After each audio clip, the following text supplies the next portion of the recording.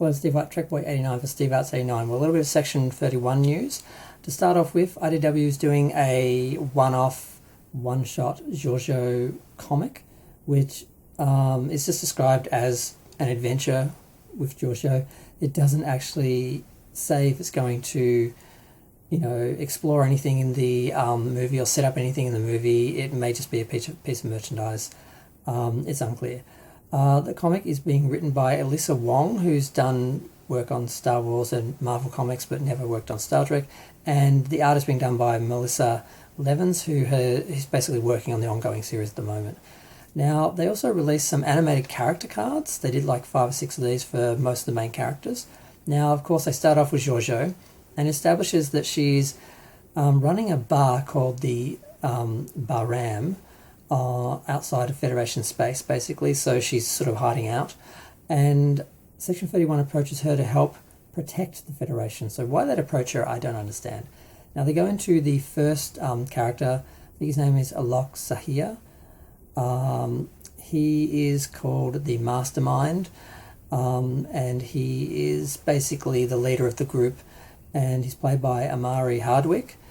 And it basically says that he's making amends for his past, and trying to serve a greater good. So he's apparently on some sort of journey in the film. Then we have Sam Richardson's character, Quasi, who is the Enigma. Now, he's playing the Comaloid, and it's strange because they have him looking very much like Aman from Star Trek 6, which implies that that's what the Comaloids look like in their natural sort of state. But they state that no one knows what they actually look like in the natural state, that they are a mystery. So why they'd make him look like a man, it doesn't make any sense.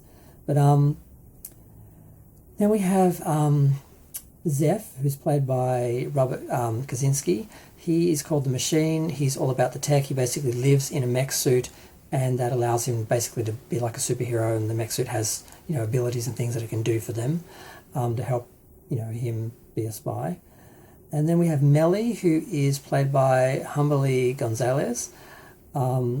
She is called the Lover, and unlike other Deltans like Aaliyah, who have to have a oath of celibacy to serve in Starfleet, she uses her magnetism, to her advantage. And now we have also Fuzz, who is called Maniac. Basically, he's been played by Sven Rai Gronk, and he's basically a very polar character. So he goes from being fun and laughing to being violent and aggressive. And I'm guessing he's a Romulan because the Romulans have those extreme emotions, and that's why the Vulcans, sort of use logic to temper those two those extremes. And he basically doesn't. He's a Romulan, so he's just flipping backwards and forwards between them, Yep. So those are the characters they look at. I think that's everyone. Yep. Now, the other bit of information we got an interview with TrekMovie.com. I think it was for TrekMovie.com. It was on TrekMovie.com, which is where I look for most of my articles.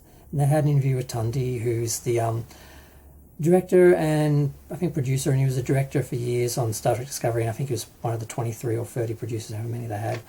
And he says a few things, but not much. He doesn't really say much in the interview. It's long, but doesn't say much. He said, yes, Section 31 is like the CIA of Starfleet, and made comparisons to different organizations in the American government working now, which doesn't really apply to Starfleet of the future, where we've gotten past all those things that we have today and need today, or think we need today.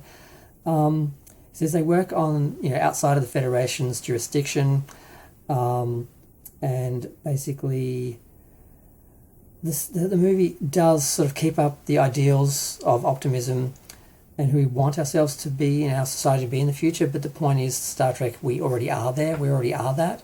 So to bring up these issues and explore these issues, which Deep Space Nine created to undermine Star Trek and Gene's vision and the Federation and the idea of utopia, is, reductive and regressive. So he talks about that, but he also says that it's a spy adventure. It's good, it's fun, it's full of joy and life and inspiration. But it's exploring this group that does what the Federation won't, can't, or don't want to admit having to do. Really, they don't have to do it. We've gone past that. So I have a big issue with Section 31, how it was created for Deep Space Nine, the purpose it served, and now how it undermines the idea of, having a better future and a utopia, and it's not truly optimistic. And it's doing this thing with Star Trek where Discovery and All New Trek seems to be not being in the better future but aspiring to it. Like, we're not there yet. I'm like, no, Star Trek, we were there. That was the point. Humanity could get there. We were there. And this was just the fruits of that. And everything else they've done since is like regressive and going backwards and taking Star Trek backwards. So that's what news I've got, and that's how I feel about it. And even, the character of Quasi, basically, he's very nihilistic and says utopia is a delusion. So I don't know how optimistic this really is going to be and how much it really is going to support the ideals of the Federation and Star Trek. So, they keep promoting it as this fun sort of spy adventure, but, I think it's going to be much darker and not very good for Star Trek.